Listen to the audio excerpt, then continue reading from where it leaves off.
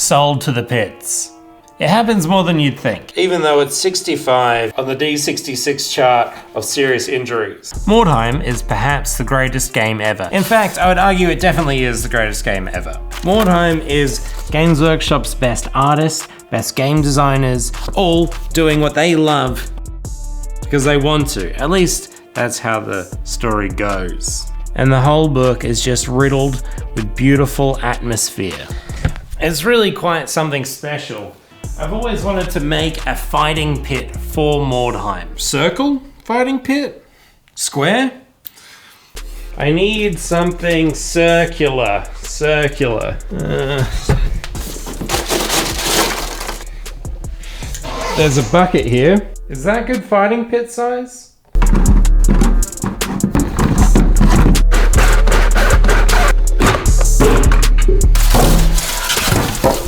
What's the strategy here?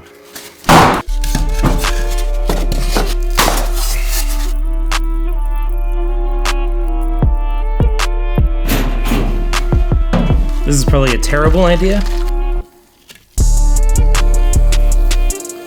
So I guess now I just pray that I haven't stuck everything to the table. Fingers crossed. This magical material is EVA foam. This is like a yoga mat material. And you can totally just cut it up with scissors. When I first got into Mordheim, I made these terrain pieces. I freehanded some windows, put some sand and PVA glue on them. The classic. So I did some digging.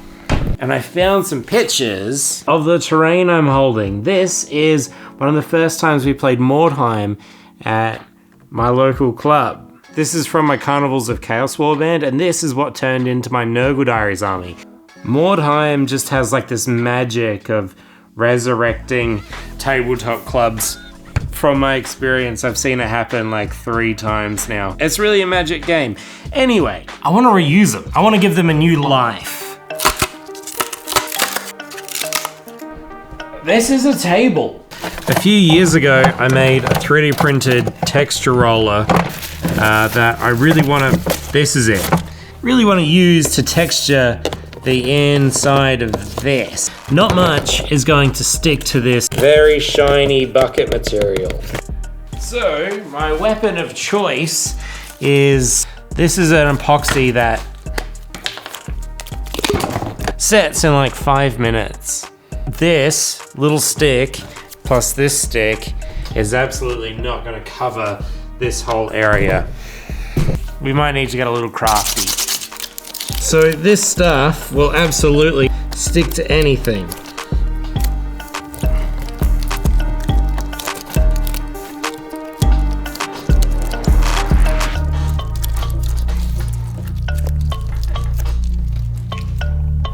This center, this needs texture. This is just dregs of Super Sculpt. Also covered in hair and plastic. Ugh. Oh, look at that.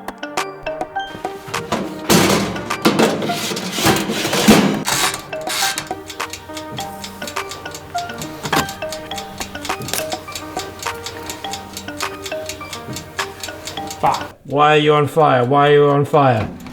God. Fuck. What on earth?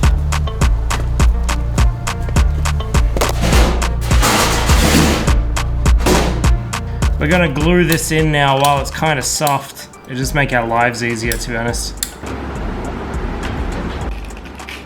I'm gonna blend these walls out with a bit of wall filler. This is just a bit of wet paper towel.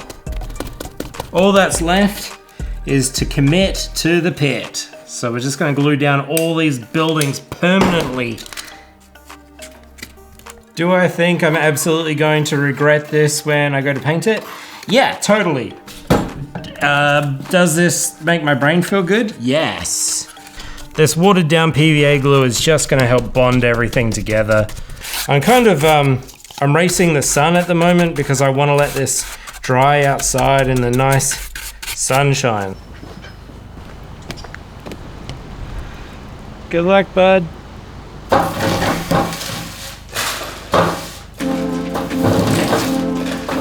Now, I didn't go to art school. Keep that in mind. What I'm about to say, probably rubbish. But for making something grimdark like this, which is very dark and grim, I'm using a lot of color.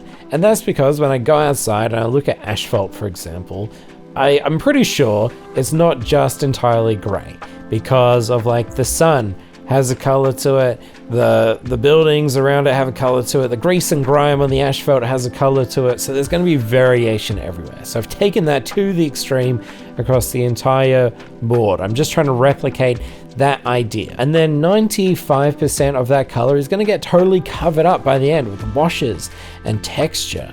But that 5% that shines through, I think your brain sort of goes, there's color there, but I don't really recognize it, but if it wasn't there, it would feel wrong. Does that make sense? This is probably dumb. In this water bottle is mostly water, but a dash also of PVA glue. And we're just gonna spray it on the ground, get everything nice and wet. This is grout. Sprinkle it around on all the wet areas.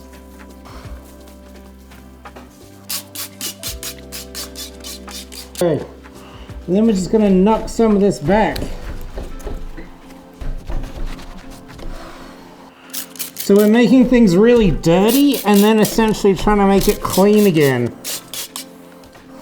Inside this bottle is just a bit more of that blue. Now we've got to make some platforms so the audience can watch the fights happen.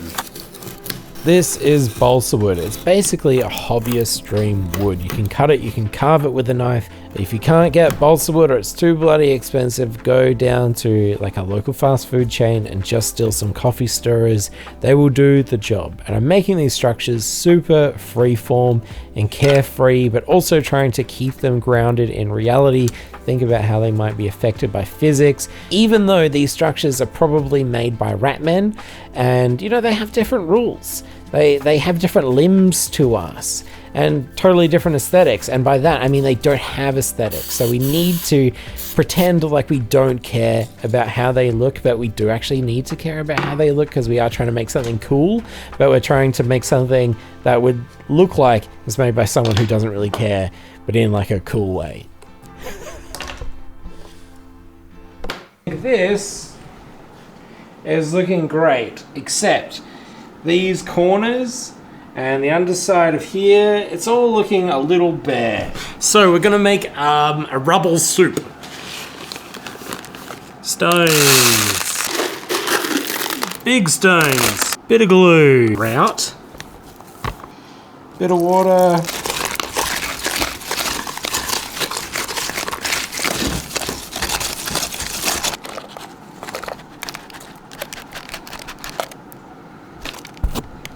I gotta be honest, when I started making this video, I wasn't trying to make it a tutorial. It sort of turned into a tutorial, so there are some gaps. Like, where did this frame come from? Well, this is actually leftovers from my sound panels, and it's just a bit of recycled pine.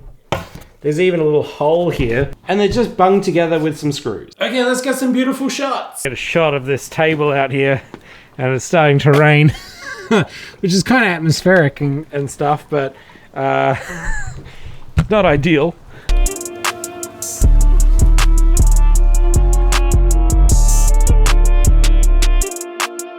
The way the dice gods sort of work is, now that I've made a board dedicated to a random chance of something happening, it's 100% never gonna happen again. Well, it was fun.